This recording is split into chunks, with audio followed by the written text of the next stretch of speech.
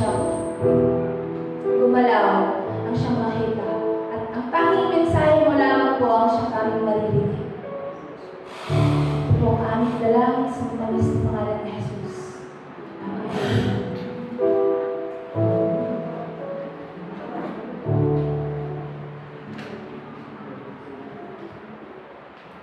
Ayan, so patuloy po natin purihin ng Panginoon at dahil po natin ang puso ng isa.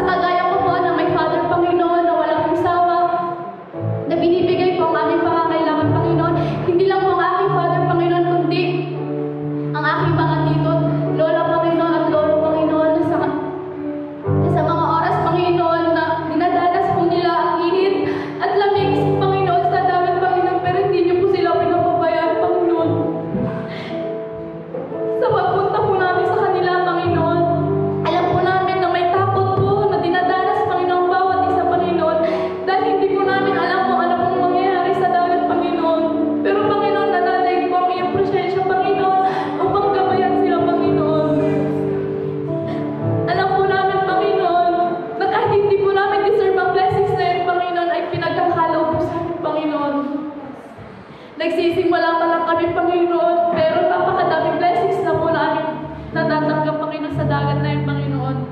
Nawa, Panginoon, kayo na pong bahala sa mga papa namin, sa mga lolo namin, Panginoon, na lumalao upang mabigay lamang po ang kanilang tugon sa kanilang pamilya, Panginoon. Maraming salamat din po sa mga kagaya ko din po na nag-aaral, Panginoon, at ganoon din sa mga bagong graduate, Panginoon, dahil hindi niyo po kami pinabayaan, Panginoon. Sa mga oras na, Panginoon, stress po kami, o sa mga oras na mas gusto po namin na yung sarili lang po namin iniisip namin, mas gusto po namin yung makamundong gawain lang po, Panginoon, pero nanay ba rin, Panginoon, ang iyong presensya, Panginoon, gumabay sa amin na lahat po ng mga paghihirap ay magiging success po balang araw, Panginoon. At maraming salamat, Panginoon, sa oras na to, Panginoon, na nakasama ko po muli ang aking mga kapamilya, Panginoon, sa aking second fam dito sa church, Panginoon. Nawa, hindi lang po ito yung una at hindi lang po ito yung last na pagpunta nila, Panginoon. Bagkos, Panginoon, magsisimula po kami, nakasama namin sila, Panginoon. Maraming salamat po sa blessing. At kung na-bless po kayo sa araw na to, say Amen! Amen! In Jesus' name, Amen. Ang salitang aking ibabahagi sa inyo ay sobrang laki ng tulong sa aking buhay. Dahil mula nung nabasa ko mula aking pagkabata hanggang ngayon, ay dala-dala ko siya. Sa lahat ng bagay ay dala-dala ko siya. Ito po yung sa Jeremiah 33 verse 3. Ang magandang nagsumbatang kanto, ibawag to kay kanin as pesta kanay taklang kabana asaan mo bay ako. Sa English, call me and I will answer you. I will show you the great and marvelous things that you have ever known. Sa lahat po ng bagay na nangyari sa buhay ko at sa nangyari sa aking pamilya, verse na ito ang tumulong sa akin kung ano man po ako ngayon, kung nasaan po ako ngayon. Una, ipinakita ng Panginoon kung gaano niya ako kamahal. Na sa kabila ng mga dinanas ko, sa mura kong edad na wala na ako ng kapatid na pangalan, isa sa mga paborito ko na kapatid. Then, after 9 years, after 7 years, nawala na ako ng tatay.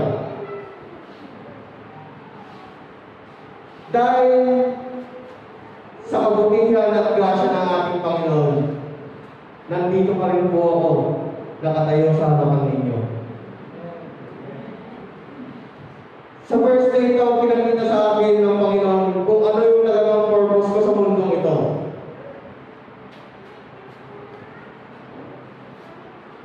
Grade 12 ako, 2018. And then, 2017, gagagraduate ako ng senior high. Hindi ko alam kung saan ako mag-i-enroll, hindi ko alam kung saan ako, kung anong kukunin kong course. Kasi ang feeling ko sa sarili ko, oo, nakaya ko yung high school. Pero hindi ko nakakayanin yung college. Sobrang hirap ng college. Based na din sa mga narinig kong kwento ng mga kapatid ko, ng mga kaibigan ko, sobrang hirap ng college. So iniisip ko sa sarili ko, hindi ko kaya. Pero, may 5 courses po akong pinagpilian na talagang ipinalangin ko. Una, yung childhood dream ko na maging police ako. So, basically, mag-criminology po sana ako. Kaso hindi. Wala. Pangalawa, chef. Talaga naman po sa katawan ko, di ba? Mahilig kumain. So, chef, pero wala pa rin po. Pangatlo, nurse. Gusto ko pong maging nurse. Dahil yun din po yung sabi ng aking kapatid na bagay kang mag-nurse kasi magaan yung kamay mo. Bagay kang mag-nurse kasi hindi ka natatakot sa kahit anong sugat o kahit anong makita mo sa body parts ng isang tao. Pero wala pa rin po. Pangapat, piloto. Ang taas, di ba? Ang taas. Ang pangako yun. Kaso, masyadong malaking gawas dito. Milyones ang kailangan ko para magpag-aral ako ng pagiging piloto. So wala pa din. Panglima, ang huling humiling sa akin ng aking tatay. Kumuha ka ng education, primary, magtulong ka sa mga bata. Gustong-gusto kong kunin yun na maging teacher ako kasi yun yung habilin ng tatay ko. Pero wala akong puso sa mga bata. Paano na yun? Na pagdating sa mga bata, ang liit-liit ng pasensya ko.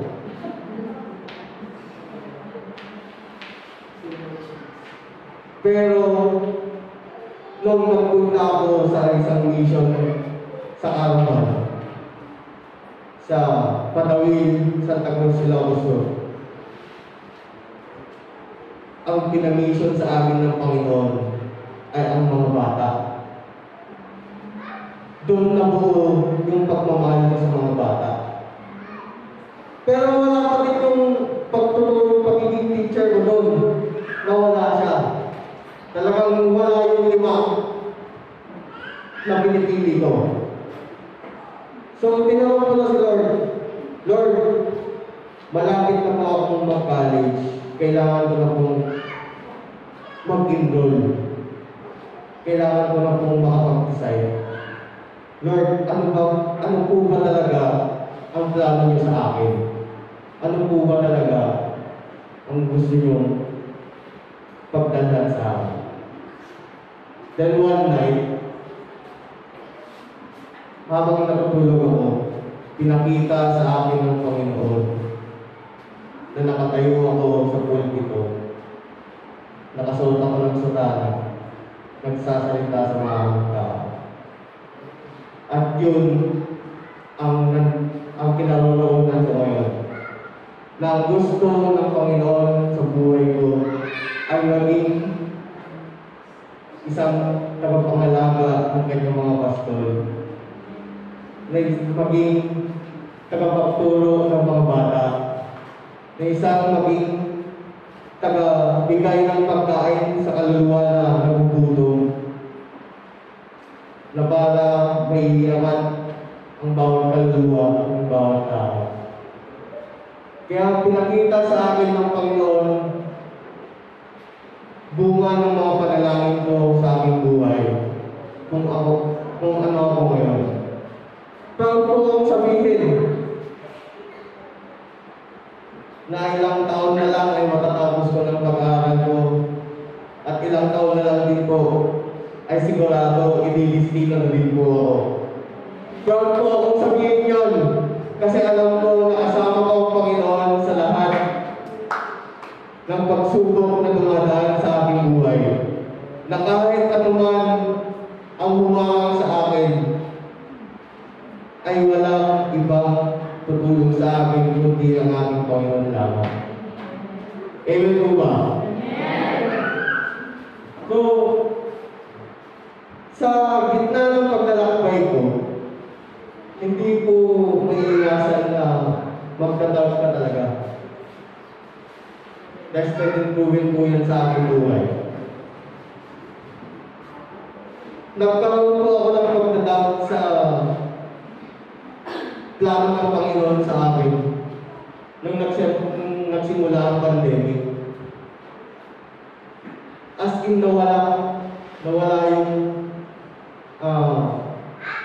yung bagat ng pagsisilbi ko sa kanya.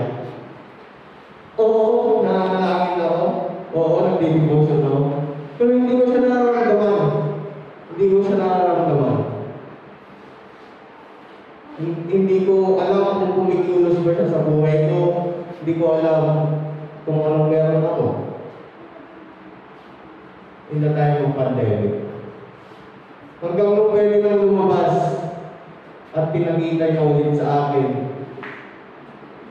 ang mga taong magbibigay sa akin ng init ulit.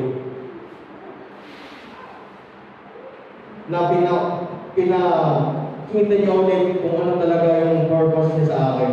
Kung ano yung gamit ko dito sa mundo. Kaya mga kapatid, huwag tayong kung maaari huwag natin ilalampasan na sa isang araw hindi tayo makapanalangin. Hindi tayo makatawag sa ating Diyos. Kasi yun lamang ang komunikasyon natin sa Kanya.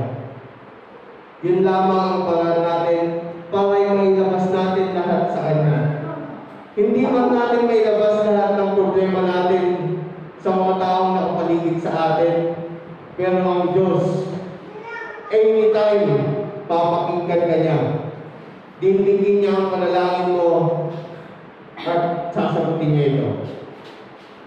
At ipapakita niya sa atin ang mga bagay na hindi pa natin nakikita at hindi pa natin nalalaman.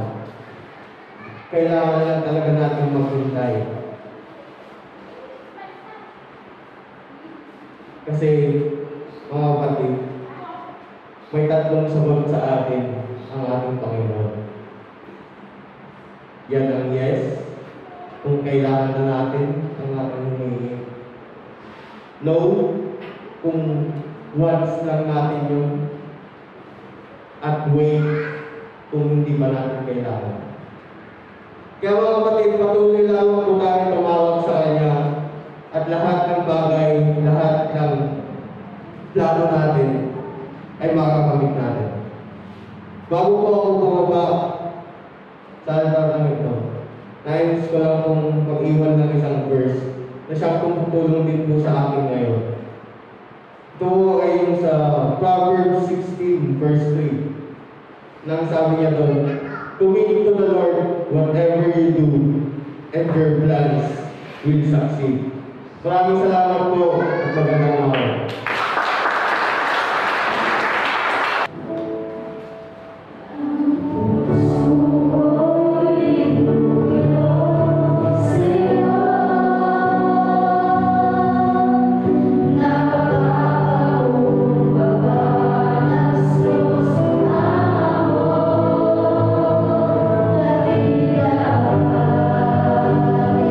Ikaw ay